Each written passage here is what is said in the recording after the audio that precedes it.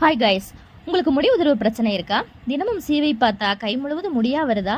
பெட்டில் முடி, பாத்ரூமில் முடி, வீடு முழுவதும் முடி, ட்ரெஸ் எல்லாம் முடி, இப்படிப்பட்ட பிரச்சனைகள் இருக்கீங்கன்னா அப்போ இந்த வீடியோ உங்களுக்கு தாங்க.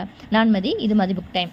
வாங்க வீடியோக்கு போகலாம். இப்படிப்பட்ட பிரச்சனைகள் இருந்தீங்கன்னா முதல்ல நீங்கள் பண்ண வேண்டியது ஷாம்பு யூஸ் பண்ணுறதை நிப்பாட்டுறதாங்க. இப்போ ஃபுல்லுமே கெமிக்கல் ஷாம்பு தாங்க அதிகமாக இருக்குது.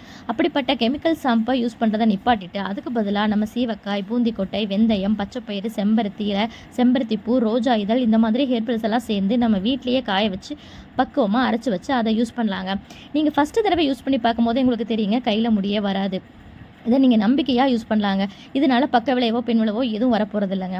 அப்படி உங்களுக்கு நம்பிக்கை வரணும்னா ஒரு 4 சீவக்காயை நைட்டில் நீங்கள் ஊற போட்டுட்டு காலையில் அந்த தண்ணியை தலையில் அப்ளை பண்ணி ஒரு தடவை அலசி பாருங்கள். அப்போவே நமக்கு நல்ல ரிசல்ட் தெரியும். அதில் உங்களுக்கு முடியும் வராது.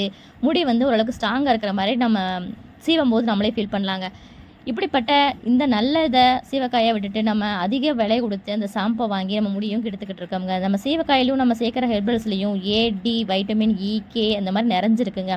தலையில் இருக்கிற ரத்த ஓட்டத்தை அதிகரித்து நம்ம ஹேருக்கு நல்லா ஸ்ட்ராங்கை கொடுக்குதுங்க.